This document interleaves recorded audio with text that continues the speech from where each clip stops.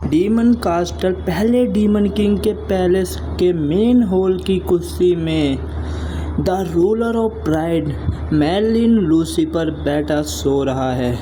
उस शांत हॉल में किसी के चलने की आवाज़ आती है। वो एक पिंक हेयर्ड गर्ल होती है। वह आवाज़ लगा रही होती है, मेर्लिन भैया। जब वो मेर्लिन को सोते हुए देखती है तो वो बिल्कुल बगल में जाकर बैठ जाती है और उसके चेहरे को देखकर बोलती है, मेर्लिन भैया का सोता हुआ चेहरा कितना ड्रीमी है। उसकी नज़र मेर्लिन के पिंक होठों पे जाती है तो वो एकदम शर्मा जाती है। फिर वह धीरे धीरे उसके होठों के पास जाने लगती है। जब वह उसे किस करने ही वाली होती है तभी बाहर से एक जोरदार आवाज़ आती है, गॉडेस ऑफ लाइट की जय हो।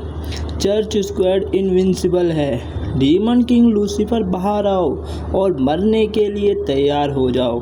यह सुनकर पिंक हेयर गर्ल का दिमाग खराब हो जाता है। वह मन में बोलती है, इन चर्च स्कम की हिम्मत कैसे हुई ऐसा मूवमेंट चुनने की। बाहर सोल्जर्स चिल्ला रहे होते हैं। चर्च तब तक चैन से नहीं बैठेगा जब तक उसके सारे दुश्मन मारे नहीं जाते। ये होली वॉर तब तक नहीं रुकेगी जब तक डीमन किंग पूरी तरह ख़त्म ना हो जाए। पिंक हेयर्ड गर्ल ऐसे प्रिटेंड करती है जैसे उसने कुछ सुना ही ना हो और मेर्लिन को फिर से किस करने के लिए आगे बढ़ने लगती है, पर एक उंगली उसे वहीं रोक देती है। जब वह आंखें खोलती है तो वो देखती है कि डीमन किंग मेर्लिन की दोनों आंखें खुली हैं और वो उसे ही देख रहा है और उससे पूछता है, लेस तुम क्या कर रही हो। वह बोलती है, मेर्लिन भैया मैं चाहती हूँ कि तभी उसकी जीभ दांतों के बीच आ जाती है और वह आगे बोल नहीं पाती। तभी मेर्लिन उसके सर पे अपना फिंगर से मारता है और बोलता है, मजाक बंद करो लिलिथ। चर्च के वो अनोइंग ग्रुप यहाँ है ना। लिलिथ बोलती है, हाँ। फिर लिलिथ अपने सर को सहलाते हुए बोलती है, बस थोड़ा सा और मैं लिफ्ट तक पहुंच जाती। तभी मिलीमिक स्माइल देता है और लिलिथ को कमर से पकड़ के अपनी ओर खींच लेता है। फिर पूरे कॉन्फिडेंस से बोलता है, लड़की इस दुनिया में ऐसा कोई नहीं है जो मुझ पर एक सरप्राइज अटैक कर सके। फिर लिलिथ मेर्लिन के सीने से और ज़्यादा चिपक कर बोलती है, भैया सबसे बेस्ट है। बाहर से लगातार सोल्जर्स के चिल्लाने की आवाज़ आ रही होती है, गॉडेस ऑफ लाइट की जय हो। चर्च स्क्वायर इनविंसिबल है। डीमन किंग लूसीफर बाहर आओ और मरने के लिए तैयार हो जाओ। इन आवाज़ों को सुनकर लिलिथ का दिमाग सनक जाता है और वो अपने हथियार को बाहर निकालने लगती है और बोलती है, क्या इन एनोइंग चर्च का कमीनों का कोई अंत नहीं है। इनकी हिम्मत कैसे हुई मेर्लिन भैया के साथ मेरे प्रीशियस टाइम को इंटरप्ट करने की। वो अपने हथियार को पूरी तरह बाहर निकाल लेती है जो कि बहुत बड़ी चाबुक सा होता है। वह उसको पकड़ अपनी पूरी ताकत को बाहर निकालते हुए बोलती है, मेर्लिन भैया आप यहीं रुको, मैं इन एनोइंग बास्टर्ड से पीछा छुड़ाती हूँ। पर जब वो बोलकर जाने ही के लिए तैयार ही होती है कि एक हाथ उसके पीछे से उसे पकड़ लेता है और बोलता है, रुक जाओ लेस। इतना बोलकर वह पूरी तरह अपनी बाहों में भर लेता है। लिलिथ पूरी तरह घबरा रही है। मुंह से बस एक ही बात निकलती है, मेर्लिन भैया। मेर्लिन उसे शांत करते हुए बोलता है, इन छोटे मोटे कीड़े मकोड़ों पर अपना टेम्पर लूज मत करो। फिर वो एक ख़तरनाक सी स्माइल करता है और बोलता है, क्योंकि ये लोग मेरे रिज़ाइन के लास्ट डे पर पंगा लेने आए हैं तो मैं पर्सनली इन्हें आफ्टर लाइफ में भेजूँगा। चले लेस, मेरे पास ही रहना। लिलिथ, हाँ भैया। मेर्लिन। जैसे ही वो दोनों बाहर आते हैं तो देखते हैं कि बाहर मॉन्स्टर और सोल्जर्स के बीच लड़ाई चल रही है। तभी मिलेन की नज़र एक लड़की पर जाती है जो एक गोलम जैसे मॉन्स्टर से लड़ रही है। ओह, तो ये इस जनरेशन की हीरो है। तभी वो हीरो एक खतरनाक सा हमला करती है और उस मॉन्स्टर को एक स्लाइस में 2 हिस्सों में काट देती है। पर मिलीम उसे हमले को देखकर कहता है ये तो बहुत वीक लग रही है। इन सभी बातों से अनजान अपनी हीरो उस डीमन को हराने के बाद अपनी तलवार को एक हाथ में पकड़े शान से खड़ी है। पीछे से सोल्जर्स की आवाज़ आती है, हीरो समा बहुत पावरफुल है, उन्हें उस जैसे मॉन्स्टर को एक सिंगल स्ट्राइक में ढेर कर दिया। कितनी कूल है, हीरो समा के साथ बैटल करना पाना हम बहुत।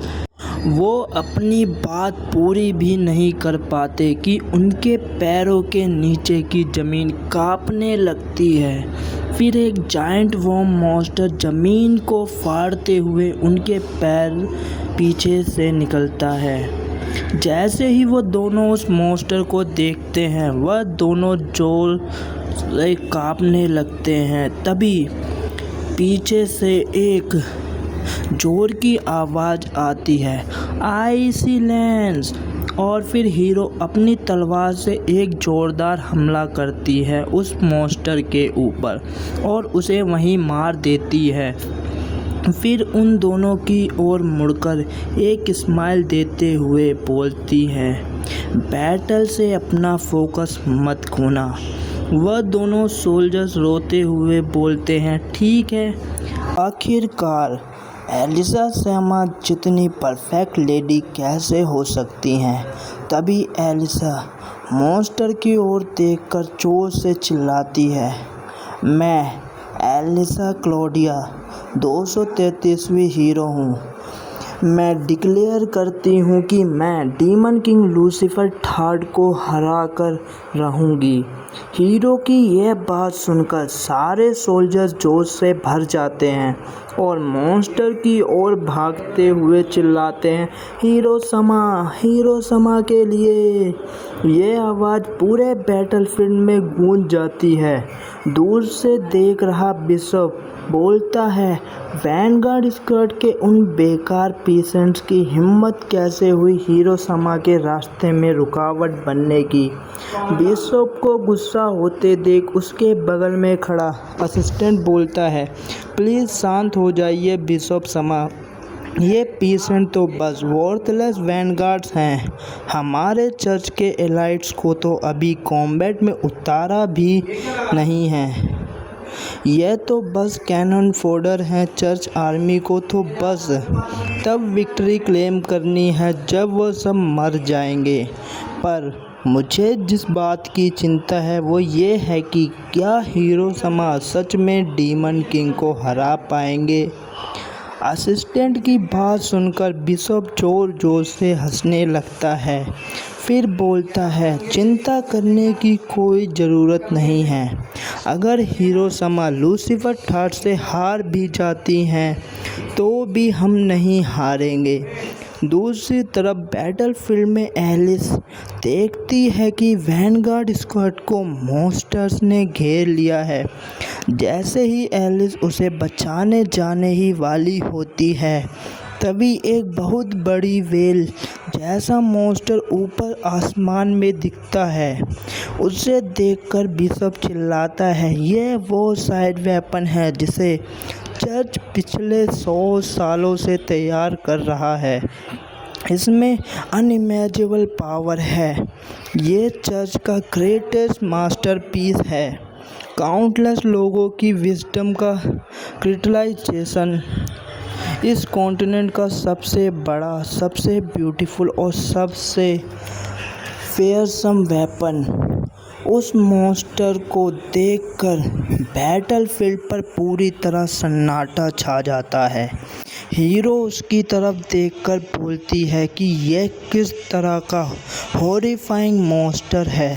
बिशप अपनी छड़ी को उठाता है और चिल्लाता है, यह इसकी मेडन बैटन है।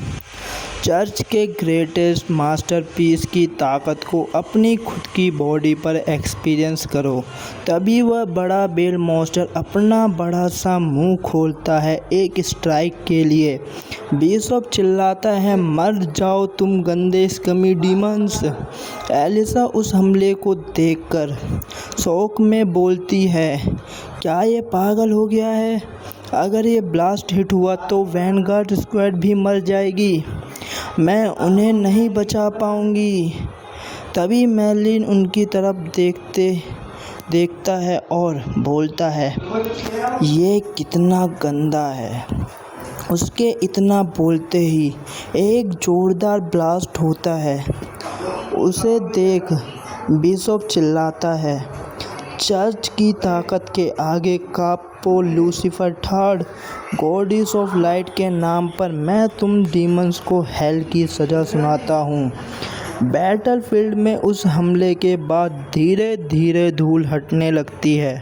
एलिस अपनी तलवार के सहारे बैठी है, सीधा सामने की ओर देखती है तो उसने एक लड़का और एक पिंक हेयर्ड गर्ल खड़ी दिखती हैं। उन्हें देखकर वह पूरी तरह शॉक हो जाती है। तभी एक सोल्जर होश में आता है और बोलता है, क्या मैं मरा नहीं?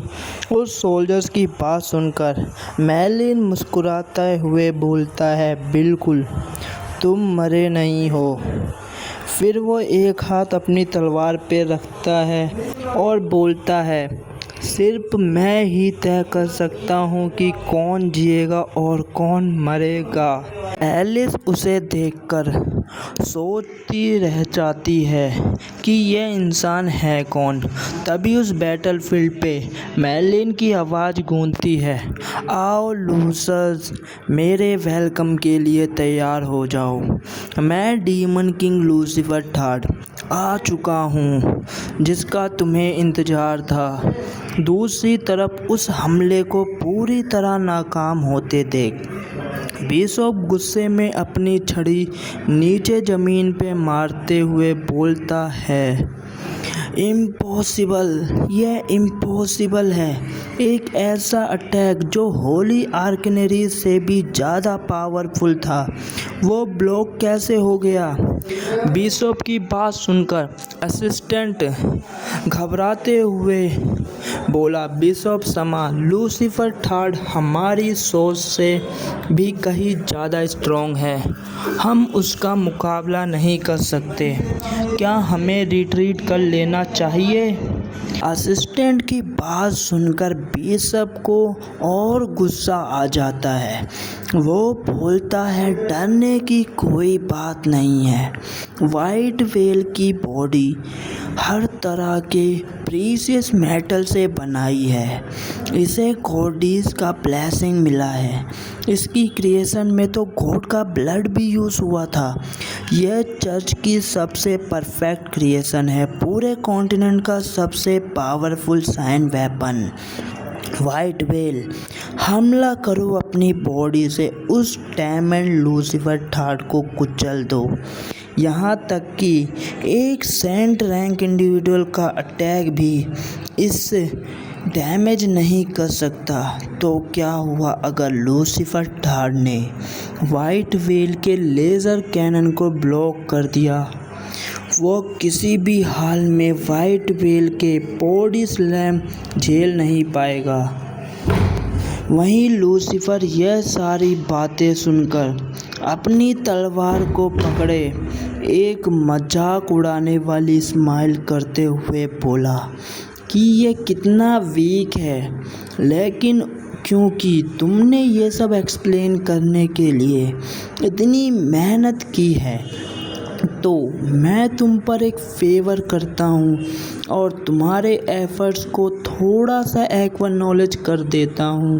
वेल, बस थोड़ा सा ही वैसे। वह मॉन्स्टर अपनी बड़ा सा मुंह खोलकर उसके करीब पहुंचने ही वाला था। तभी मेर्लिन उसके सामने निडर खड़ा होता है। फिर बोलता है, बस इतना ही काफ़ी है मेरे अपने ब्लेड अनसेटेड करने के लिए।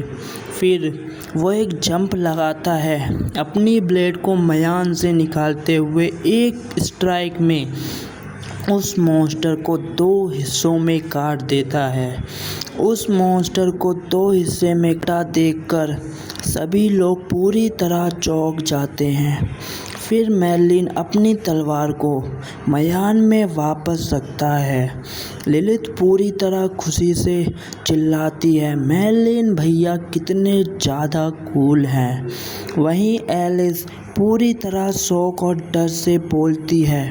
वो बंदा लूसीफर एक स्माइल देता है, फिर बोलता है, अब तुम्हारी बारी है लूजर्स।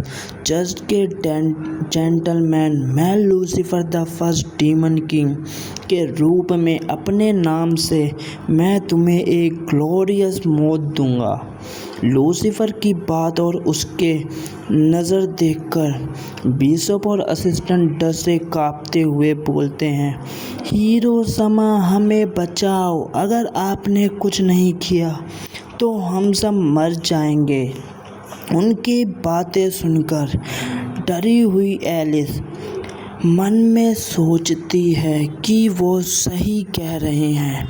मैं हीरो हूँ, मुझे डीमन किंग को रोकना ही होगा। फिर वह अपनी तलवार को कसकर पकड़ती है और चिल्लाती है, डीमन किंग हीरो के रूप में मैं अपने नाम से मैं तुम्हें एक डुएल के लिए चैलेंज करती हूँ। जैसे ही एलिस लूसीफर के करीब पहुँचने ही वाली होती हैं, तभी लूसीफर अपनी पावर रिलीज़ करता है, जिससे एलिस पीछे उड़ने लगती है। तभी वह तलवार से एक स्ट्राइक वाली पोजीशन बनाता है और तलवार को म्यान से निकालते हुए एक जोरदार हमला करता है। बिना एलिस की ओर देखे वह हमला इतना खतरनाक होता है कि बिशप समेत पूरी आर्मी एक बार में गायब हो जाती है और एलिस उस हमले से बेहोश हो जाती है। तभी हमें पीछे की कुछ बातें बताई जाती हैं। मैं मेर्लिन लूसीफर, मैं एक अदर वर्ल्डर हूँ जिसे अल्टर के जरिए एक दूसरी दुनिया में सुमन किया गया था, पर क्योंकि वह पैदा ही एक हग अमाउंट ऑफ पावर के साथ हुआ था, वो फर्स्ट डीमन पैलेस का 3rd ओनर बना, जिसका टाइटल था द रूलर ऑफ प्राइड। लेकिन मेर्लिन कार्डियक एट्रोफी के कर्ज के साथ पैदा हुआ था। उसका लाइफ स्पैन छोटा होते जाता है क्योंकि वह अपनी ज़िंदगी के हर पल में हार्ट अटैक से सफ़र करता है। लेकिन हर मुश्किल का एक हल होता है। मेर्लिन के पास एक डीमन स्वॉर्ड है जिसे एट्रोनम कहते हैं। यह स्वॉर्ड अपने यूज़र की लाइफ फोर्स को ऑगमेंट करती है हर बार जब इसे पावरफुल एनिमीज़ को मारा जाता है।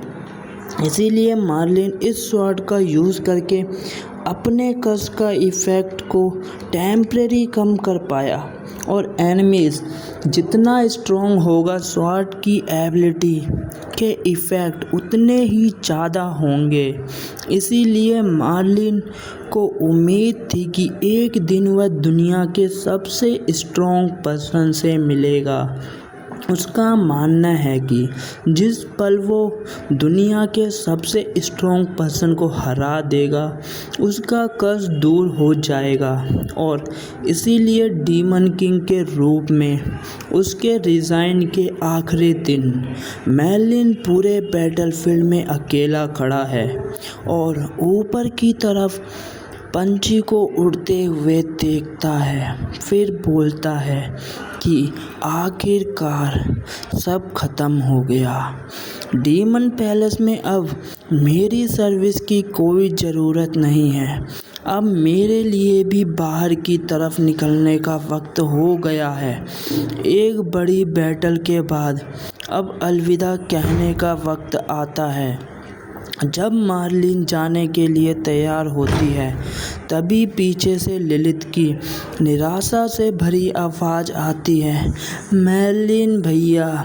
मार्लिन इसकी आवाज़ सुनता है, फिर पीछे मुड़कर उसे एक बढ़िया स्माइल देते हुए बोलता है, इसमें अपसेट होने वाली क्या बात है। फिर उसके गालों पे अपना हाथ फेरते हुए बड़ी प्यार से बोलता है, वैसे भी ये मेरे रिज़ाइन का आखिरी दिन है। मेरे जाने के बाद अपना ख्याल रखना, समझी। लेकिन मार्लिन की बात सुनकर वो शॉक हो जाती है। फिर उसके हाथ को अपने दोनों हाथों से पकड़ लेती है और ज़ोर से कांपने लगती है। फिर रोते हुए बोलती है, मार्लिन भैया, लिलित अकेली है जब से मैं पैदा हुई हूँ। मार्लिन भैया हमेशा मेरे साथ रहे हैं। मत जाओ, लिलित को पीछे छोड़कर मत जाओ। उसका रोता हुआ फेस देखकर मार्लिन बड़ी प्यार से उसके सर पे हाथ फेरते हुए बोलता है, लिलित को सच में लाड करवाना पसंद है, लेकिन अब तुम बड़ी लड़की हो गई हो। लेकिन तभी मार्लिन के हार्ट में दर्द होने लगता है।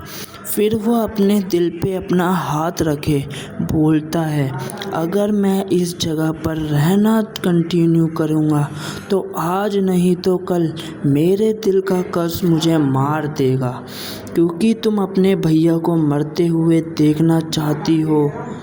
जैसे ही लिलित ये सुनती है वह तुरंत मार्लिन से लिपट जाती है और बोलती है, नहीं, मैं नहीं चाहती कि मार्लिन भैया मरे, लेकिन मैं ये भी नहीं चाहती कि मार्लिन भैया मुझे छोड़कर जाएं। फिर वो मार्लिन से अलग होकर अपने हाथों को कस के मुट्ठी बनाती है। फिर मार्लिन की ओर देखकर बोलती है, अगर मार्लिन भैया का कर्ज फिर से लौट आता है तो प्लीज़ अपना लाइफ स्पैन बढ़ाने के लिए लिलित की लाइफ यूज़ कर लेना। जैसे वह अपनी बात पूरी करती है, मार्लिन उसके सिर पे अपनी फिंगर से मारते हुए बोलता है, तुम पागल लड़की। फिर उसके सिर को बड़ी प्यार से सहलाते हुए बोला, मैं तुम्हारे साथ ऐसा कभी नहीं कर सकता। पर लिलित कुछ भी नहीं सुनना चाहती। वह मार्लिन के दोनों हाथों को पकड़ के उसकी ओर देखते हुए बोलती है, मुझे कोई फ़र्क नहीं पड़ता। मैं चाहती हूँ कि मार्लिन भैया मुझे छोड़कर ना जाएं। जब तक मार्लिन भैया मेरे साथ हैं, अगर आप एक यूज़लेस नीट भी बन जाओ तो भी मुझे आपको ख्याल रखने में कोई परेशानी नहीं है। उसकी ये बातें सुनकर मार्लिन स्माइल करता है और उसकी ओर देखते हुए बोलता है, लिलित भैया तुमसे प्यार करते हैं, लेकिन मुझे जाना होगा, वरना मैं अपने दिल का कष्ट कभी नहीं हटा पाऊँगा। मैं कसम खाता हूँ, जैसे ही मैं ऐसा कर लूँगा मैं तुम्हारे पास वापस लौट आऊँगा और फिर कभी तुम्हें छोड़कर नहीं जाऊँगा। मेरा भरोसा करो, उस वक्त मौत भी हमें अलग नहीं कर पाएगी। यह बात सुनकर लिलित पूरी तरह शर्मा के फूलों के बीच पहुंच जाती है। फिर शर्माते हुए अपने मुंह पे हाथ रखकर बोलती है, यह तो चीटिंग है मार्लिन भैया, ऐसे वक्त पर ऐसी बात कहना। अगर आप इस तरह बोलेंगे तो लिलित अब और जिद नहीं कर पाएगी। लेकिन मार्लिन भैया, आपके जाने से पहले लिलित आपको एक एडवाइस देना चाहती है। एडवाइस वाली बात सुनकर मार्लिन सोच में पड़ जाता है।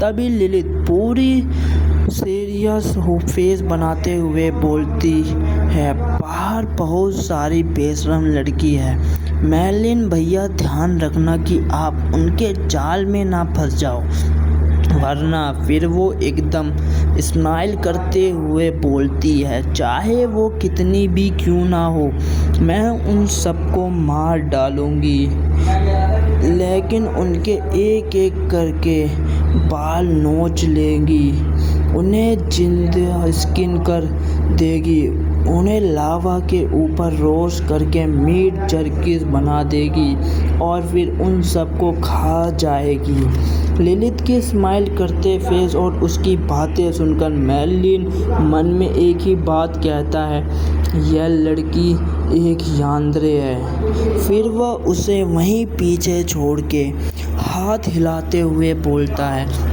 ओके, लेट हो रहा है लिलित, मैं अब निकलता हूँ। पर वो कुछ ही कदम आगे बढ़ा होता है, तभी उसकी नज़र सोते हुए एलिस पे जाती है, जो सोते हुए भी बोल रही होती है, मैं अब और नहीं खा सकती। उसे सोते हुए और बड़बड़ाते देख मेर्लिन बोलता है, नॉकआउट होने के बाद ये औरत सच में सीधा सो गई। ओह वेल, जाने दो इसे। ये बोलते बोलते मेर्लिन एलिस को उठा लेता है। जब लिलित मेर्लिन को एलिस को उठाते हुए देखती है, पहले तो शौक में उसके ऊपर बिजली गिरती है और फिर वह गुस्से में बोलती है, आप क्या कर रहे हो मेर्लिन भैया? आप उस औरत को अपने साथ बाहर क्यों ले जा रहे हो? क्या ऐसा हो सकता है कि वह बेशरम लड़कियां इतनी जल्दी भी आ गईं? वहीं मेर्लिन पूरी तरह से डरते हुए एक्सप्लेन करता है, रुको रुको, ये एक मिसअंडरस्टैंडिंग है। लिलित मेरे लिए एक औरत सिर्फ एक स्लेव है और कुछ नहीं। फिर वो ऊपर आसमान की ओर देखते हुए बोलता है, मैं बाहर की दुनिया के बारे में बहुत कम जानता हूँ। चाहे कुछ भी हो जाए, अपनी जर्नी में एक गुफिर की ज़रूरत तो पड़ेगी ही। हालांकि यह औरत एक हीरो के हिसाब से थोड़ी ज़्यादा ही वीक है, लेकिन इसका स्टैमिना और विल पावर कुछ हद तक डिसेंट है। इसे अपने साथ रखना काफ़ी यूज़फुल टूल साबित होगा। तभी लिलित मुंह फुलाकर शर्माते हुए बोली, वह एक हीरो है मेर्लिन भैया को तो उल्टा उसे मार देना चाहिए। मेर्लिन लिलित की बात सुनकर थोड़ा गुस्सा होता है, फिर उसकी ओर देखकर बोलता है, कोई बात नहीं, एक बार आज का सूरज डूब गया तो मैं अब और डीमन किंग नहीं रहूँगा। जैसे ही लिलित कुछ और बोलने वाली होती है, तभी मेर्लिन बीच में बोलता है, चलो बस इतना ही, फिर मिलते हैं लिलित, तुम बिल्कुल बेफिक्र रहो। वैसे भी मैं कभी किसी हीरो के प्यार में नहीं पड़ूंगा। फिर धीरे धीरे वह वहाँ से गायब हो जाता है, अपने सीने पे हाथ रखकर थोड़ी टेंशन के साथ बोलती है, मेर्लिन भैया। तभी वह अपने सिर को जोर से हिलाती है और शर्माते हुए बोलती है, नहीं लिलित, यह डिप्रेस होने का वक्त नहीं है। अगली बार जब मैं मेर्लिन भैया से मिलूंगी तो वो हमारे प्रॉमिस पूरा करने का वक्त होगा। तभी वह मेर्लिन की कही हुई बात को याद करती है, मेरा भरोसा करो, उस वक्त मौत भी हमें अलग नहीं कर पाएगी। यह सोचकर वह उसके गले गाल पूरी तरह लाल हो जाते हैं और वह अपने हाथों से गालों को पकड़कर सोचती है, क्या ये तो पक्का एक कॉन्फेशन था, है ना? ओ मेर्लिन भैया, आपको जाने से पहले ऐसी बात कहने की क्या ज़रूरत थी? अब तो मैं हमारी अगली मुलाकात का और इंतज़ार नहीं कर सकती। यह बात सोचकर वह पूरी तरह जोश से भर जाती है। फिर बोलती है, मुझे मेर्लिन भैया को डिसअपॉइंट नहीं करना है। मेर्लिन भैया के वापस आने से पहले मैं अपनी ब्राइडल ट्रेनिंग पूरी कर लूँगी। मैं एक आदर्श पत्नी बनकर उनका दिल जीत लूँगी। वहीं दूसरी तरफ पेड़ हिल रहे हैं, हवा चल रही है। मेर्लिन एलिस को अपनी पीठ पे उठाए हुए अकेले इस सुनसान जंगल पे चल रहा है। Thank you for watching full video. Video अच्छी लगी तो चैनल को सब्सक्राइब और वीडियो लाइक करते जाना। कमेंट में बताना कैसा लगा। मानो नेक्स्ट पार्ट जल्दी आएगा इसका। मिलते हैं नेक्स्ट वीडियो में।